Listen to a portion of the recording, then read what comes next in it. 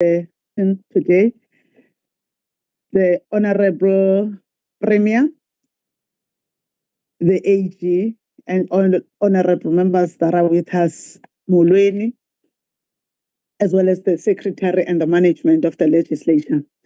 I am standing here, Honorable Chief Whip, Deputy Speaker, to welcome the AG, and I'm thinking that it's almost the last welcoming that we are doing to you, Ms. Maluleke, as the AG for this term, because we are soon going to go to the elections. But as you are coming here to present, we just had our own special sitting to deal with our lawmaking processes. Amidst that, there always is a bigger chunk of our work that relates to oversight. And when we are to receive today's MFMA outcomes for the province of KwaZulu-Natal, we know that they would be having a bearing and reflection on the capacity of the oversight 30 years post-democracy. As you were also part of the oversight summit that we held in Cape Town earlier in the year, you were witness to how vigorously we debated, and we welcomed your inputs, because most of your inputs about the direction of oversight in that summit were most of the inputs that the AG also makes, and observations that you also make during the tabling of the audit outcomes. We are aware that we had made certain commitments as a legislature when we last had you, including when we had committed that the Section 32 hearings will also be brought to the House, and there will be a close follow-up, which, of course, through the chairperson and the committee of COGTA, Honorable Tsele and her able team, had ensured that they were brought to the House, and the issues that relate to local government elevated to be issues that are part of the House in terms of this term. Hoping that also, as we leave, we will also, for the 7th term, those that will be coming in the 7th term will also take on the baton at where the chairperson success. Order, please. I assure you, that one on we will leave it in this term. It's not going to the next term. That one of Kotapeya. But we commit ourselves to the continued oversight, especially at the local government, using the available angles in the Constitution, because whilst local government is a purview of the Department of Cooperative Governance and Traditional Affairs, but creatively using the Constitution that enables, and also having taken lessons from all the presenters and specialists in the Oversight Summit, we still believe that our chairpersons of COGTA and the MECs of COGTA in the province has been doing a sterling job in terms of heightening our oversight in that respect, and we are sure that we are going to continue in that particular fashion. We want to welcome you, Madam, and we assure you that we will listen, but we will also take things into the legacy report so that it's not as if the new term is starting from scratch. There is the continuity of the institution. Thank you so much, Chief Whip and the honorable members. Thank you very much, Honorable Speaker, for your excellent welcoming remarks, welcoming our AG, Ms. Tsakani Maluleke, and her team on behalf of the KZN Legislature. We thank you so much, Mahubel. Honorable members, we go to the next item now, which is the briefing on the MFMA outcome. I now like to take this opportunity and invite our AG, Auditor General, Ms. Tsakani Maluleke. And I must say that the AG is accompanied by the members of the AG team. And among them, we have Ms. Vanucha Maharaj, who is the head of portfolio, And also we have Ms. Nomalungelo Mkhize from KZN Business Unit Leader. And thank you so much. You are most welcome, Auditor General, if you can come in. Thank you so much. Thank you very much, Honorable Chief Whip and Chair of the session. I'd like to greet the Honorable Speaker and thank her for her words of welcome.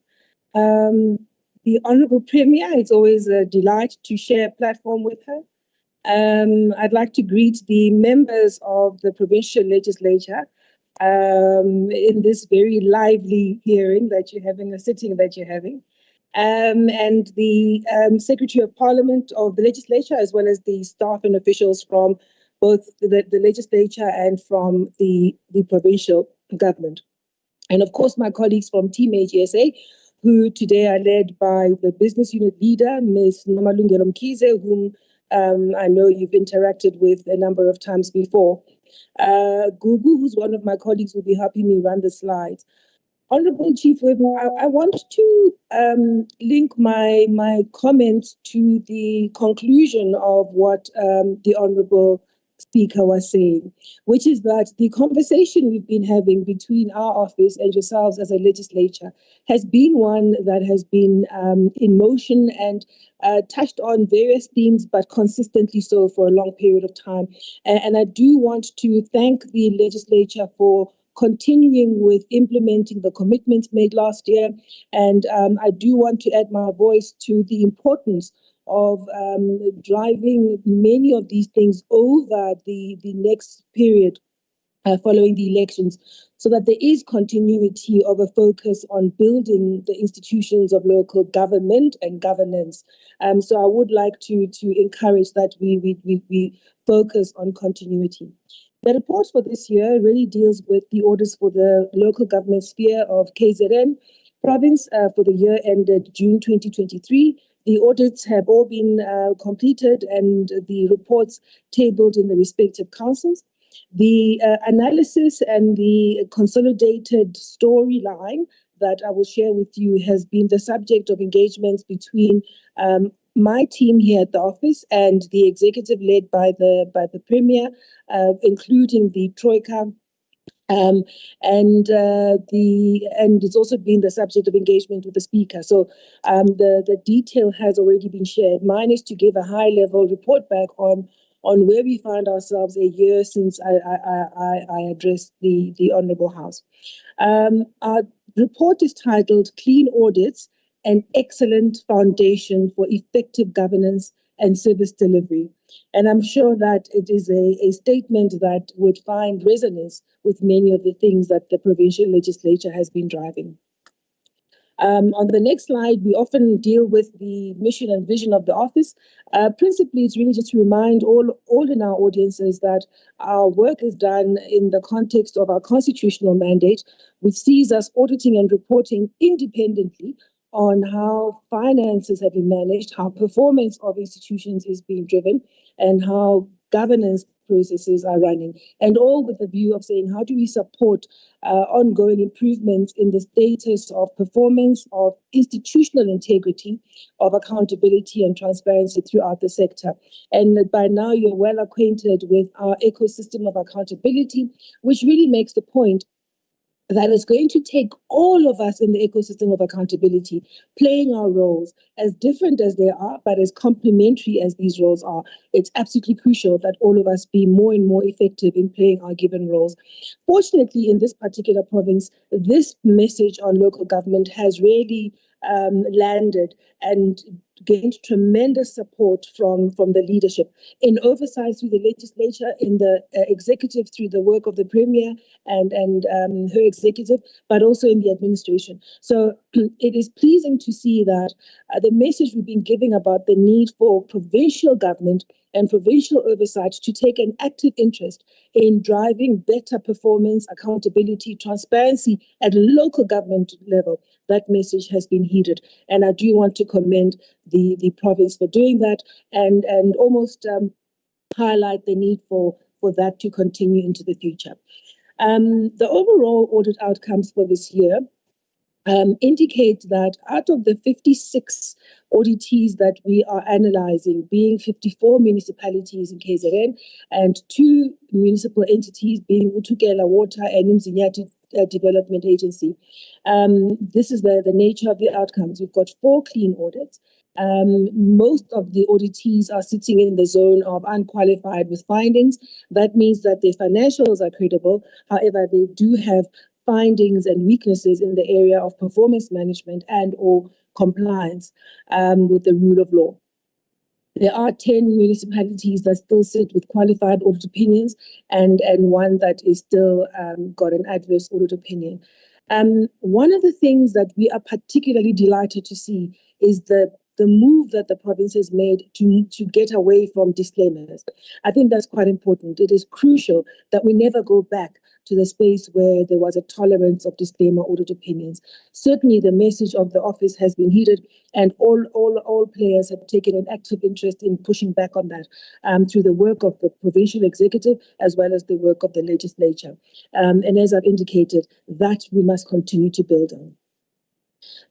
It's also important for me to highlight that all of the financials for each of the auditees were submitted on time, and as a result, we were able to complete all of the audits on time as well and allow for the due accountability processes to happen.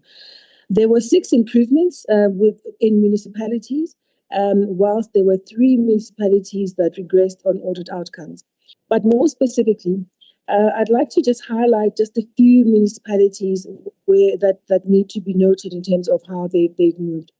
Umlalazi municipality improved to a clean audit, whilst Harry Gwala district moved from a qualified to an unqualified with findings. Both of these stories give us inspiration because it highlights that the very basic things we've been advocating for, if they're implemented, can drive the necessary improvements. At Umlalazi, they do benefit from a strong skills base, but they also benefit from stability in key positions and governance structures, especially in the key finance and performance management units. Whilst Harry Gwala implemented our recommendations from the previous financial year and strengthened the internal controls. Where I'm going with this statement is to say that a combination of worrying about institutional integrity, which is skills, stability, and continued improvement, does get us to where we want to go. So Umlalazi with its improvement joins Umhlatuzi and Okahlamba and King Cetshwayo district as clean audits in the province. As I indicated, with the improvements on disclaimers, Mutu and Inkosi Langalibale have improved from disclaimer audit opinions to unqualified and qualified with opinions respectively. And these particular improvements we attribute to the involvement of COPTA, who deployed a financial expert to assist municipalities with the development and implementation of action plans to address prior year findings and the compilation of UIFWE registers. Mukhanyakude also improved from a disclaimer to a qualified opinion, and that was because they ultimately appointed an MM who took an active interest in driving the transparency processes, in driving the completion of quality financial statements. They also benefited, Mukhanyakude also benefited from support from COPTA. So in summary, honourable members, the benefit that has been evident from a focus on building institution and a focus on support coming from the provincial government, that benefit is quite evident and is something that is quite instructive in terms of the continued relevance of our recommendation that all in the accountability ecosystem ought to keep focusing on the right areas. If we continue in this trend, we should be able to get to where we need to. Despite what might happen from a political shift point of view, local government or provincial government. If we continue with this trend of provincial government taking an active interest in ongoing support and in driving the type of initiatives that create stability at administration, as well as in councils, that drive the type of processes that give support, but also build local municipalities as institutions, we should be able to not just worry about disclaimers anymore, but ensure that we drive the type of improvements that do lead us to clean audits, the type of clean audits that do deliver services on a sustainable basis. Last year, Honourable Chief Whip and Honourable Members, we had some commitments that were made by the different players in the accountability ecosystem, specifically Provincial Legislature, Office of the Premier, Provincial Treasury, and COGTA. Pleasing to see that many of these have been implemented. Even though some of the implementation is still to run its course, the moves that have been made are quite encouraging, and we would want to highlight the importance of maintaining this type of cadence over the next year. If we do maintain that consistent focus, that consistent support through the seasons that are coming, we should be able to get to a point where local government as a sphere within the province starts to get stronger and starts to operate much better than it did before. And that's especially important in a province that has got the challenges of environmental incidents that keep putting tremendous pressure on the capacity of these institutions. It therefore tells us we have to keep building these institutions. If I go on to the next slide, which then highlights just what the outcome of the different initiatives by the different players has been, I think it's quite evident that the role that the provincial legislature has played in ensuring that there are particular hearings, there are particular focus areas, there are particular site visits. All of those things that we advocated for and that were committed by the provincial legislature have been implemented, and we're now seeing that the discipline of having the Section 47 reports as well as the Section 147 reports actually being dealt with properly within the legislature, that will, if that continues, we should be able to get the machinery of supporting and overseeing local government operating in the way that has been designed. If the commitment trackers that have been started with Honourable Speaker start to work in a way that we had hoped for, we should be able to also register further gains. In the Office of the Premier, there's been significant progress in driving the coordination of effort by both COGTA and the Provincial Treasury to support municipalities, to oversee them, and to make sure there's consistent monitoring given the different responsibilities. We would want to once again urge that the gains we're seeing from this be taken note of and be used as inspiration, certainly for the legacy reports and for the handover processes to the next administration, whichever way it goes.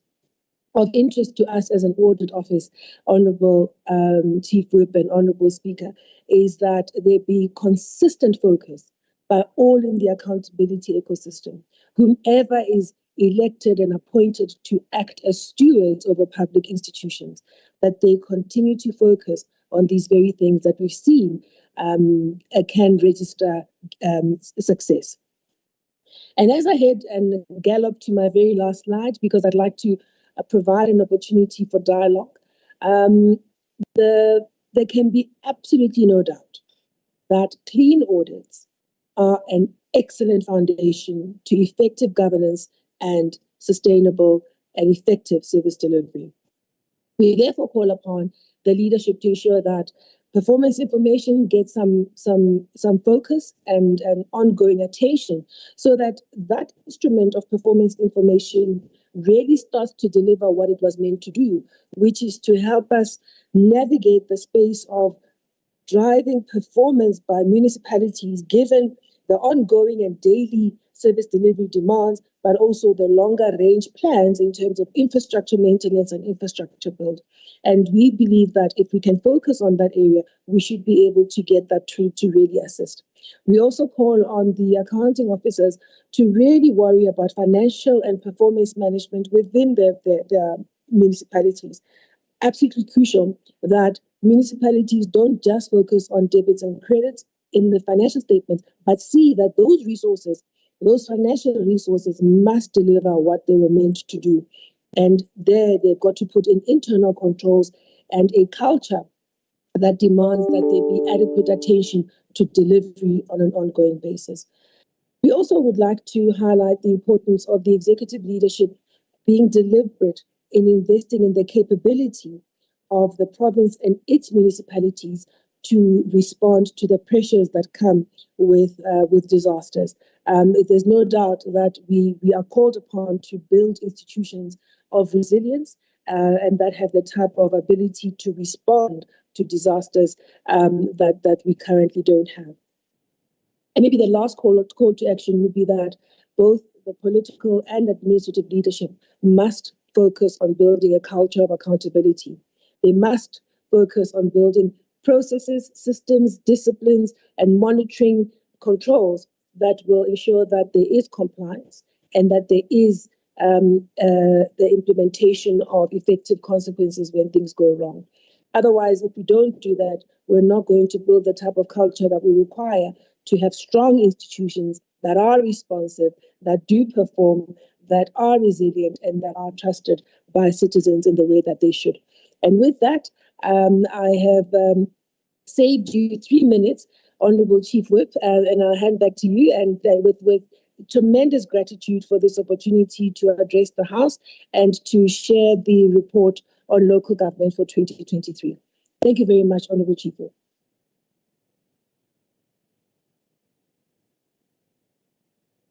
Thank you so much, AG, Ms. Tsakani Maluleke, for your wonderful briefing. And I'm sure that all honourable members were listening attentively. And we are also quite happy about the improvement of a number of municipalities on the audit outcomes. And thank you so much for that. May I then take this opportunity and invite members who may want to ask questions or questions for clarification on the presentation by the AG.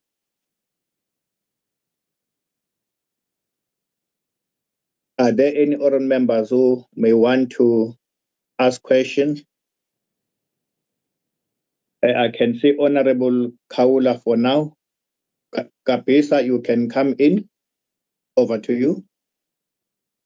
Ngithokoze sosebo omkhulu ohloniphekile Mkhatshwa, Honorable Speaker and Honorable Deputy Speaker, Honorable Members, Honorable Premier, AG and your team.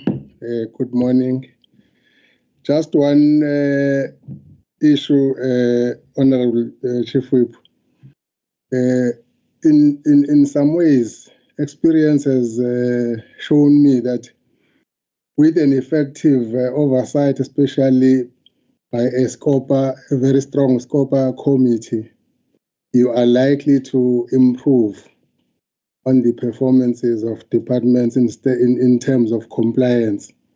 Because in most instances, it is non-compliance that leads into the non-improvement of the outcomes. Now, I just want to find out from the AG if you would like to comment on the capacities of our MPAC committees in municipalities and how that impacts on the type of outcomes that we have, because I'm not happy, Chair. We cannot have so many municipalities and have only 4 clean audits as a province. It's a situation that has to improve. To me, it's really not a very good picture. 4 out of 54 for clean audit is not on. So, but I'd like to find out from the AG the impact of the capacities if she has engaged with our MPACs in the different municipalities. What would you say in respect of their capacity to make their administrations improve? Thank you, Chair. Thank you so much, Honorable Kapisa, for your question. May I check whether are there any other or members who may want to ask questions or questions for clarification? Chief Whip Ulu. Yes, Honorable Ulu, you may come in. Thank you, Chief Whip. Greetings, honorable members. Greetings to our sister Maluleke and her team. For me, it won't be a question, but it's just to congratulate the legislature on the good work and the oversight that has been done, as the Auditor General have said. And also, congratulations to the COPTA, Honorable Shomuka and his team, on providing assistance to those municipalities that has improved, as the Auditor General have said. I think we must applaud the assistance that has been given to these municipalities for them to be able to improve. Also, yes, we agree that there is a room to improve to most of the municipalities, but we must appreciate and say they must just do more to assist our municipalities. For me, just to appreciate the good work that has been done. Thank you.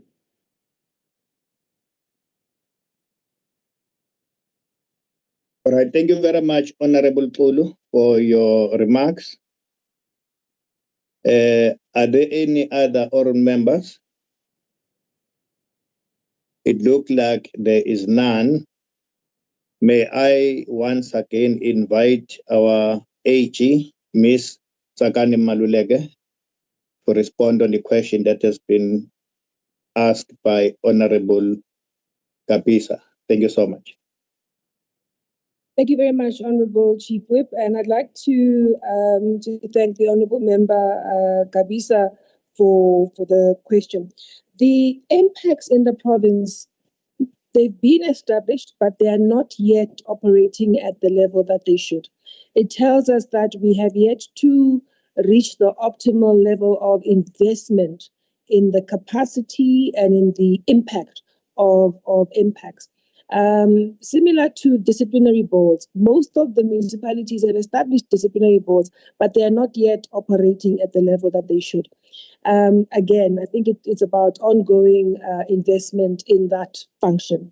One of the things that could stand us in good stead, and perhaps it can be something that this Honourable House could think about, it is about how the speakers in the different councils prioritize the work of impact and the work of the disciplinary boards, how they deliberately invest in capacity building and in influencing programming so that their work gains attention by the council. So the short answer is the impacts in the province are not yet where they should be, but there's tremendous opportunity for speakers, for internal audit, for audit committees, and for the disciplinary boards to really drive improvement in how they contribute to strengthening the impact of impacts. Thank you very much, Honourable Chief.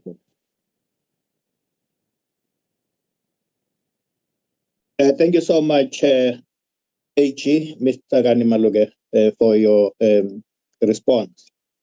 Now we go to the next item, which is the remarks by the Honorable Premier, Ms. Nomusa Dube Ncube. May I invite our Honorable Premier to come in? Thank you. Thank you very much, Honorable Chief Whip. Good morning to Honorable Speaker, Honorable Boyce, Honorable Chief Whip, Honorable Nxumalo, Honorable Dube, the Leader of Government Business, Honorable Members of the Executive Council, and Honorable Nomalungelo, the KZN Business Leader, and to Ms. Maluleke and your team, members of the Legislature. Indeed, good morning. We wish to appreciate this opportunity, Honorable Speaker and Honorable Chief Whip, where we really harness the technologies and empower our citizens' participation to strengthen governance in terms of looking at how we are doing in terms of our financial performance. Government increasingly face the challenge of providing our citizens with greater levels of transparency and participation in governance issues. And to meet those challenges, government needs to respond to a trend in governance that combines elements of performance management, evidence-based government, as well as open government. We also need to set out series of prioritized and quantifiable, qualitatively objectives, and keep citizens appraised of the progress that we are doing in service delivery. And we are pleased that we had an opportunity today where Ms. Maluleke is giving us this report. And indeed, as the AG has indicated, we have had a number of interactions. The report is very crucial in holding all of us as government to be accountable. I'm very happy at the point that is being raised by Honorable Gapisa, because indeed it is a very concerning, Honorable Gapisa, that if you look at in the previous years where we were in local government before the last local government elections, we were at about 15 of clean audit with about 20 something of audits that were clean with findings. And the regression that we've registered, of course, we always say that there are transitional issues that usually, set us back, but we usually do recover quite quickly after the local government election. But this time around, we are really seeing our systems taking longer to recover than anticipated. We will, however, ensure that we continue to work with municipality. And though the AG report commends some municipalities that have moved from disclaimers to qualified audit opinion, I do maintain that this is really not an improvement on our side. What I want to see is at least unqualified audit opinions with no material findings. And this, to me, will be a significant achievement, which we've always registered as KwaZulu-Natal. As you all know, honorable members, that KwaZulu-Natal has the highest number of municipalities in the country. So whatever audit outcomes that we are registering have got also an implications to the whole country outlook in terms of how we are managing our financials as at the local government level. We do also wish to congratulate those municipalities, though, that have worked hard at improving their audit outcomes. For example, municipality of Umlalazi by achieving clean audit, the Herikwala district for improvement to unqualified audit opinion, and Ncube from disclaimer, improving from disclaimer to unqualified audit opinion. And these are positive steps really for us, towards clean governance. Reinkonyeni's regression from clean audit to unqualified audit opinion with findings is very disappointing, honorable members. And we need to analyze the root causes so that we can strengthen the controls and recommit to excellence to our citizens, because they do deserve better in terms of our financial performance. In the last year, the provincial legislature and the Office of the Premier and the provincial treasury and COPTA made undertakings and commitments on mitigating against these poor governance issues. Numerous initiatives have been put in place and were implemented with some sort of intergovernmental coordination. And that Ms. Maluleke also highlighted the work that has been done by both the Treasury and COPTA. The establishment of also different war rooms in order to ensure service delivery and hold officials accountable for unnecessary delays. We've seen it actually yielding results, therefore even lesser and lesser public protest that we've seen in KZN. Service delivery is also hampered by government to government inefficiencies that we've seen. We are closely monitoring the debt that is owed to municipalities, and our provincial government executive committee has made sure that Public Works Department is funded so that they can pay everything that is due to municipalities by provincial government. We are also working with municipalities to ensure that national government and any other government entity that owes municipalities do pay what is owed to those municipalities. We recognize the need to fortify preventative controls.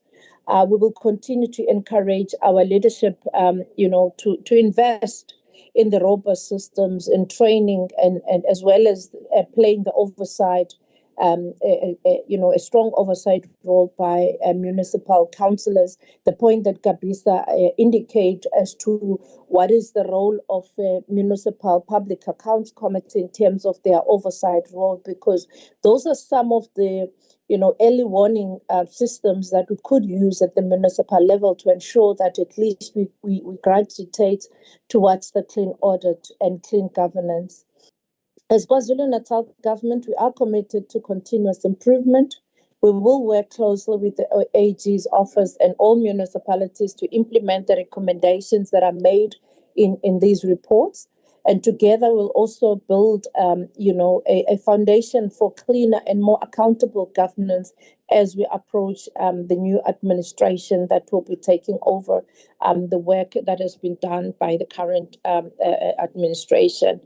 We also wish to take a moment to also applaud the unwavering dedication of the public servants who tirelessly strive to achieve those clean audits, because there are a lot of public servants that are working very hard to achieve this clean audit. We saying that their commitments and their transparency to accountability and effective governance is commendable, but it also does not go unnoticed by all of us. So as a provincial government, we will take proactive steps in addressing the AG's recommendation and also enhancing the financial management of municipalities. And in this regard, we are looking at the issues of technology and issues of automation, so as to make sure that it's easy for AGs to access documents, but it also can help us again improve the human errors that we see, in financial controls. Issues of collaboration with all the stakeholders and our intragovernmental, forums such as the Premier's Coordinating Forums and other forums. We are also aiming at strengthening those so that we can have this continuous dialogue and discussion with all municipal entities. Public awareness campaigns, we do believe that as well. We do need to educate our citizens so that they can also play a critical role in terms of holding all of us accountable for how we are spending the monies of our public. The leadership commitments at the municipal level, both from the political leadership as well as the administrative leadership, that we also need to see the commitments that we make being realized. So with this having been said, honorable members and AG, achieving more effective and inclusive, governance and clean governance for us, it's something that we put it in the priority. The capacity of the state institutions, as well as bolstering their responsiveness to the needs of our people, is something that we put it in their priority.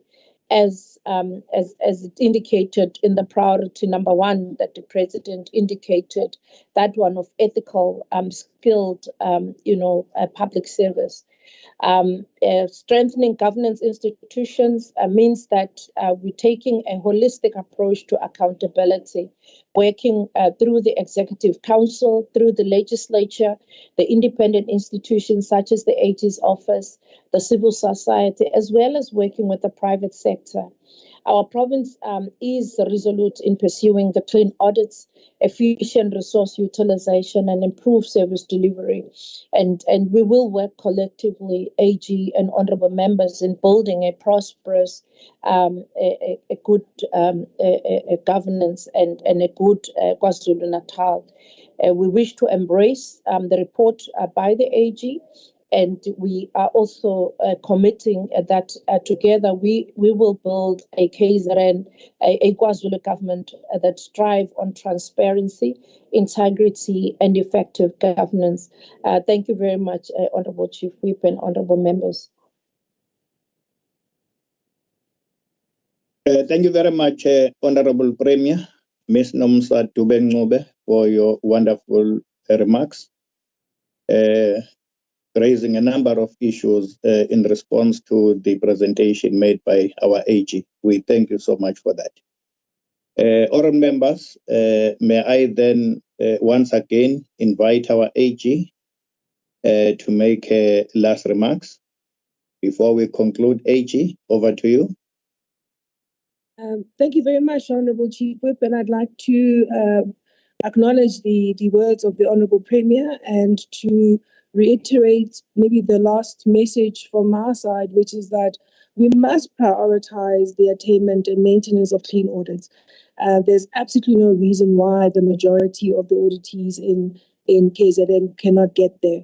There is enough in the system as things stand in terms of support and attention from the provincial executive, oversight and support and attention from the provincial legislature to get the municipalities to move in the right direction.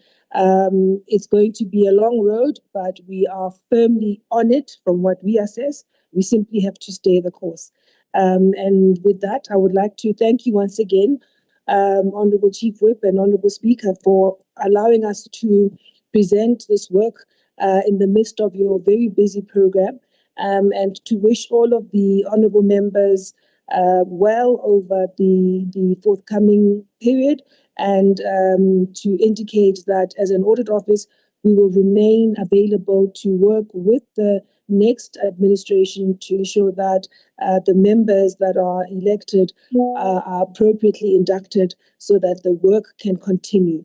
Because that is what we all have to focus on. But thank you very much, and I'd like to wish you well. Thank you very much, Auditor General, AG, Ms. Tsakani Maluleke, for your concluding remarks. And we thank you so much for your support and your team, as always.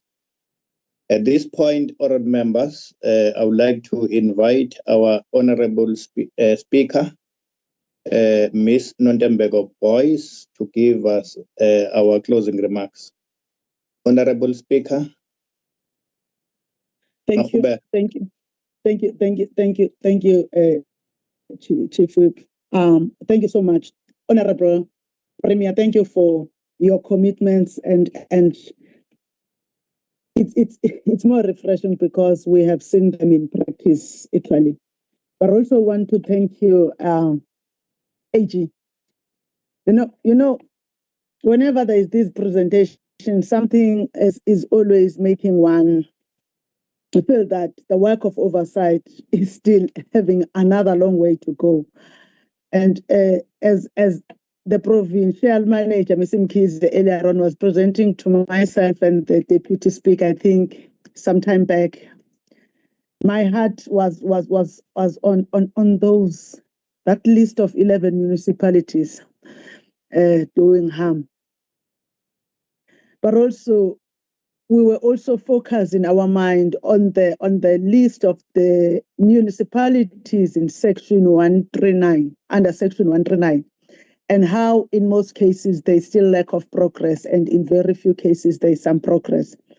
But then understanding the work that is continuously done by the Committee on Cooperative Governance and Traditional Affairs and their scope in terms of having planned ahead for the committee, we felt that probably in the 7th term, things will turn a bit, including accepting that our not having the Provincial Speakers Forum in KwaZulu-Natal might have been a contributory factor, which is something that we are putting at the top of the list for the 7th term speaker, to have that Speakers Forum, because these matters at some point in time need to be said politely, but sometimes need to be said when you are sitting around as colleagues. That collegiability to make it understood, the sense that there is no two ways about it. When we don't exercise oversight, our communities will be disadvantaged. Democracy is also threatened, because when there is no accountability, that is not the true science of democracy.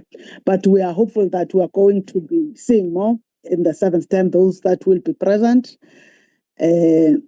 Thank you so much, AG, and the work that on now another level since 2019 that we've enjoyed between this institution and the office of the AG including your predecessor. We really want to thank you for that. It has been a beautiful ride. Also, the close working that we've had with the provincial managers in this province, the support that we get in committees, we appreciate it. But the focus now on the MFMA audits is very imperative, and it is what we will do. We want to thank you and your team for the support and also the work that we've done, but also want to thank the Premier and the MEC of Cooperative Governance and the entire Executive Council for the work that we have done together when it comes to the MFMA. This shows that the struggle never ends. We have to fulfill and continue with the struggle until we achieve better audits, because that will be an indication that there is better service delivery to our communities. Thank you so much. Thank you very much, Honorable Speaker Nontembeko Boyce, for your wonderful conclusion on the vote of thanks. Let me also take this opportunity and thank our Honorable Premier for her presentation as well. And let me also take this opportunity and thank all members who were part of this meeting. And lastly, to thank our AG, Ms. Tsakani Maluleke, and her team for availing themselves and come and give us a briefing this morning. And we thank you very much for that. All members, we have come to the end of this briefing. Thank you so much. The meeting is now adjourned. Thank you so much.